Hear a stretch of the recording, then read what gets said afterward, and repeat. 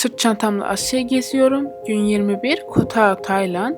Bugün Tayland'ın sualtı güzellikleri ve dalış okullarıyla meşhur olan Koh Tao Adası'nın su altını keşfe çıkacağız. Çeşit çeşit mercanlar görüp papağan balıklarıyla yüzeceğiz. Şimdiden iyi seyirler.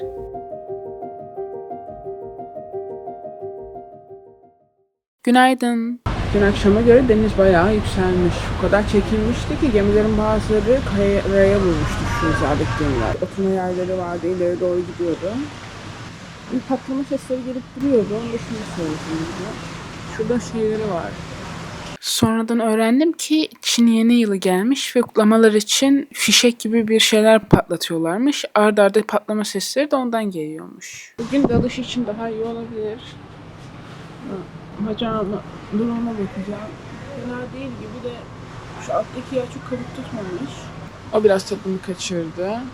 Belki acaba dikiş atılsa daha mı iyi olacak diye. Onunla uğraşmak istemiyorum biraz ya. Ama uğraşacak gerekirse yani. Şimdi biraz daha dursun. Bilmeyenler için dün dalış yaparken bacağım kayaya çarpıp yaraladım. Seyahatle ilgili en büyük endişelerimden biri de hasta olmak olduğu için yaranın enfeksiyon kapmasından endişeliyim. Bir seferde kamerayla da almak istiyorum. Çok güzeldi çünkü kaydetmek istiyorum. Şimdi dün gittiğimiz yere gidiyorum. Çünkü orayı az çok biliyorum artık dün gittiğimiz için. Şnorkelle de almıyorum. Sadece işte burunluğum ve bununla dalacağım için. Neyse böyle bir sahil. Burada kalmaları var. Şurası çok güzel. Epey güzel bir yer. Bu arada ayağımı da su geçirmez yara bandıyla sardım. Bilmiyorum su yarayacak mı, ne olacak. Sorun olmayacağına inanıyorum. Bu arada kameramı da çok normal olarak aslında kuma düştü yani. Ekranın koruyucusu demiş.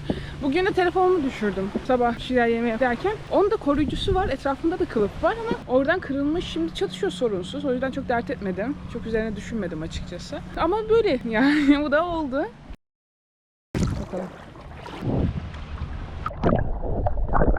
Bu adanın adı olan Koh Tao, Kaplumbağa Adası demek. Sadece bir tatil rotası değil, dünya üzerindeki en popüler dalış merkezlerinden biri. Ben bugün kaldığım yere birkaç dakika yürüme mesafesinde sahilin kenarından dalıyorum. Ama eğer isterseniz hem şnorkelle hem de tüplü dalış yapmak için birçok tur ve etkinlik var para verip katılabileceğiniz. Bu adada dalışlar sırasında karşılaşmanız en mümkün olan şeyler rengarenk mercan bahçeleri arasında süzülen papağan balıkları, kelebek balıkları ve meraklı deniz kaplumbağalarıdır. Eğer tüplü dalış yapmak isterseniz önceden sertifikanız olmasına da gerek yok. Burada da birkaç günlük kurslarla dalış sertifikası alabilirsiniz.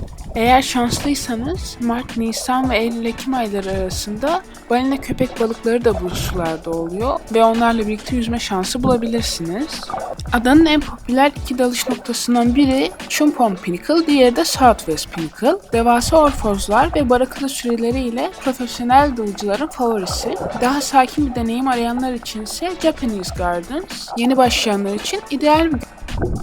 Bu gördüğünüz table coral yani masa mercanı.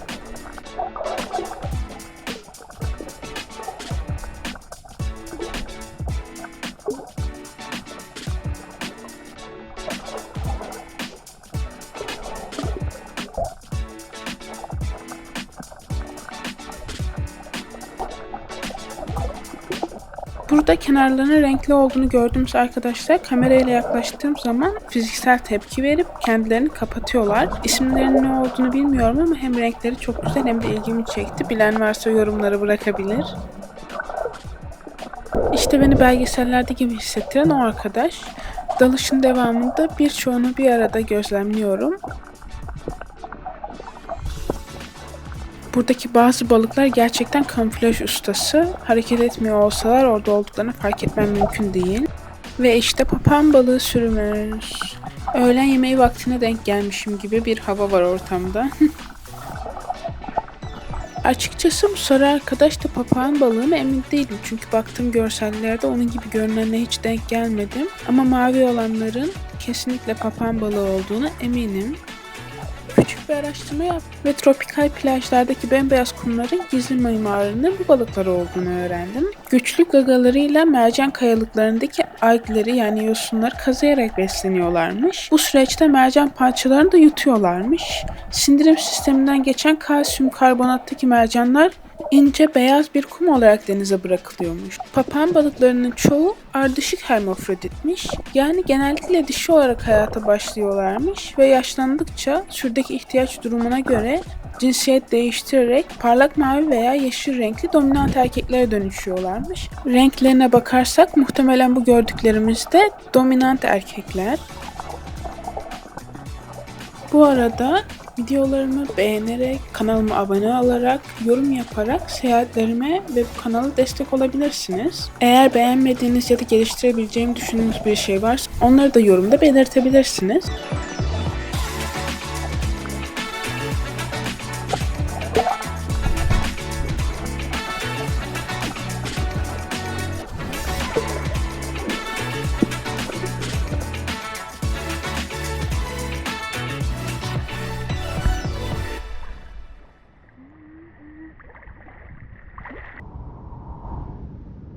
İlk defa dalıyorum. İlk defa görüntü alıyorum yani GoPro'yla. İyi olduysa daha ne mutlu bana. Merak ediyorum görüntüleri. Şimdi gidelim. Ay açtım da ben. Hala açmayı bilmiyorum. Onu bir halledelim. Çok güzel buralar falan ya. Günün devamında video çekmemişim. O yüzden bu arkadaşlara çektiğim görüntülerden biraz bahsedeceğim size. Ada estetiğini oluşturan en önemli öğelerden biri kokonat ağaçları, Hindistan cevizi ağaçları. Onları bol bol fotoğrafladım ve bu yoldan geçerek yemek almaya gittim. İnsanların bilgisayarlarıyla çalıştıkları bir kafede sağda gördüğünüz tabağı aldım. Görece yerel yemeklere göre pahalıydı tabii ve meyve salatası aldım. Ardından sahile döndüm. Bunlar sahilden birkaç görüntü. Ve benimle aynı odada kalan hostelde bir Filipinli ve bir de Alman arkadaşla tanıştık. Gün batımını ve günün bir kısmını onlarla birlikte geçirdik. Gelecek bölümde ise bu adadan ayrılıyorum. Bu görece büyük feribota biniyorum ve yeni bir adaya geçiyorum. Bu yeni adanın adı Kopangan. Önümüzdeki 5-6 gün boyunca burada kalmayı düşünüyorum. Birlikte keşfetmek için abone olmayı unutmayın.